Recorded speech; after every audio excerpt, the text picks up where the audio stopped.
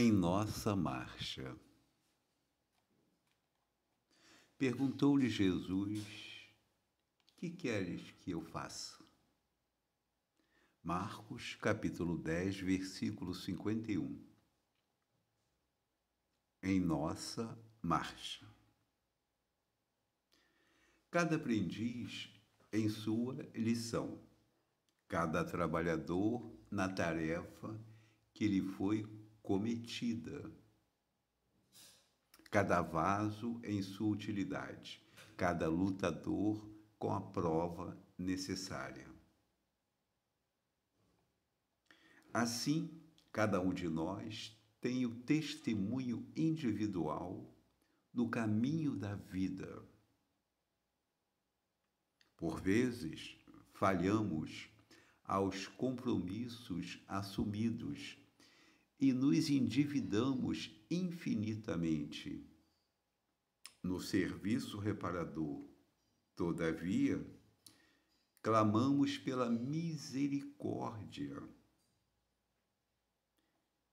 do Senhor, rogando-lhe compaixão e socorro. A pergunta endereçada pelo Mestre ao cego de Jericó é, porém, bastante expressiva. Que queres que eu faça? A indagação deixa perceber que a posição melindrosa do interessado se ajustava aos imperativos da lei. Nada ocorre à revelia dos divinos desígnios.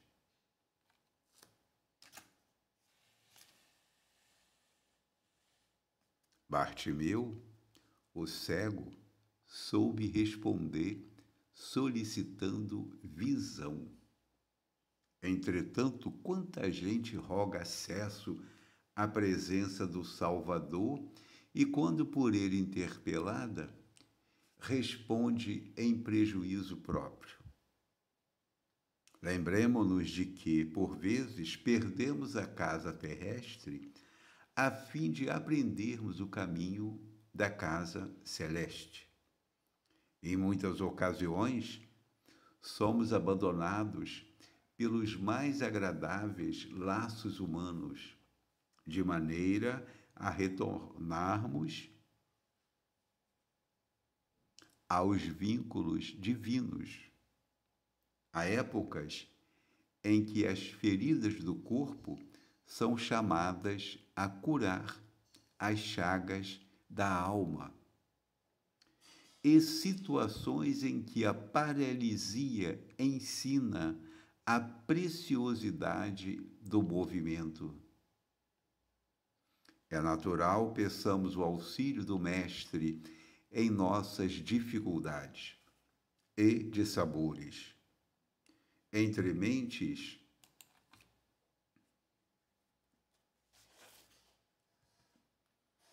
não nos esqueçamos de trabalhar pelo bem nas mais aflitivas passagens da retificação e da ascensão, convictos de que nos encontramos invariavelmente na mais justa e proveitosa oportunidade de trabalho que merecemos e que talvez não saibamos de pronto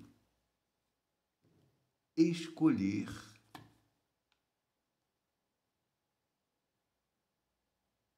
Outra melhor. Livro Fonte Viva, Editora FEB, capítulo 89, Espírito Emmanuel, Psicografia de Chico Xavier.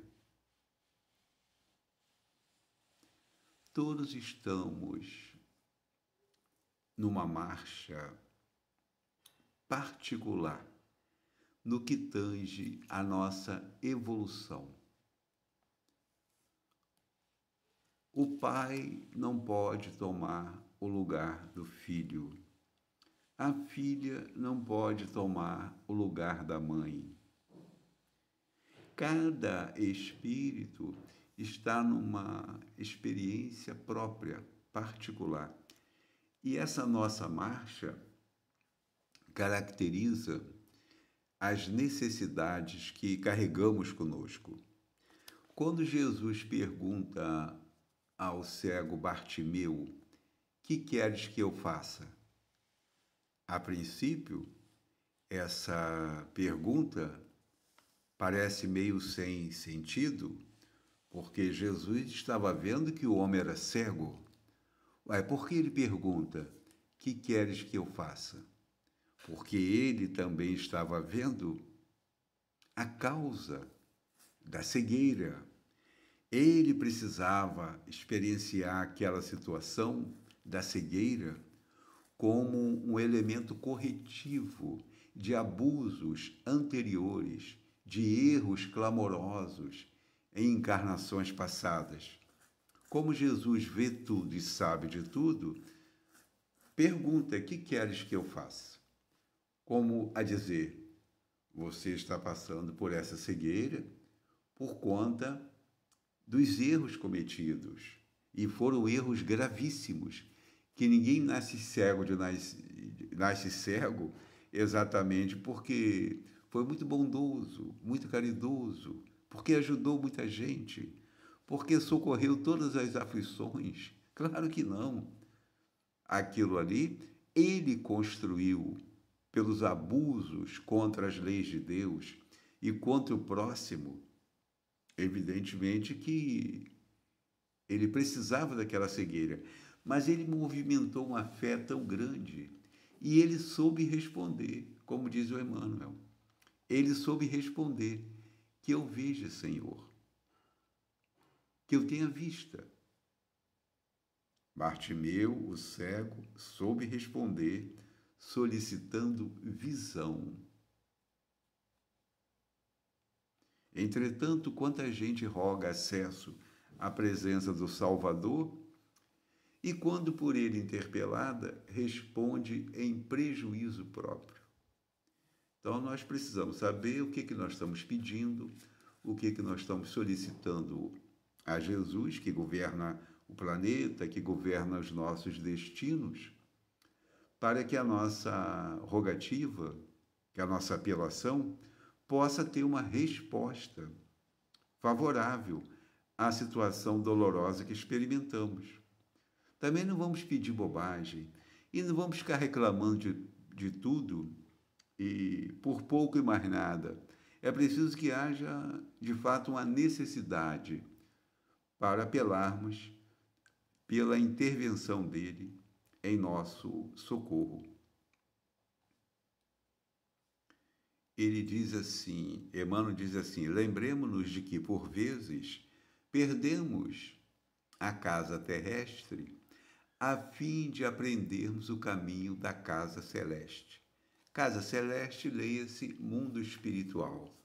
Não vamos ficar pensando em céu, esse céu que os teólogos inventaram, porque nós sabemos hoje que o reino dos céus é dentro de nós. Em muitas ocasiões, somos abandonados pelos mais agradáveis laços humanos, de maneira a retornarmos aos vínculos divinos.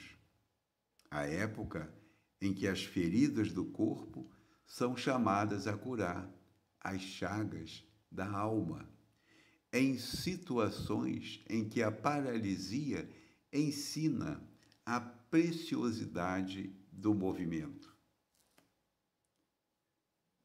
Será que nós valorizamos mesmo a possibilidade da mobilidade, de andar, de nos movimentarmos para lá e para cá sobre os pés? Mas quando perdemos essa possibilidade, aí sim, entendemos o valor, a preciosidade do movimento. Por isso, a misericórdia divina oferece àquela pessoa que erra uma oportunidade de uma roupa de carne nova, numa experiência igualmente renovada para que haja aprendizado e correções de antigos abusos, de antigos erros.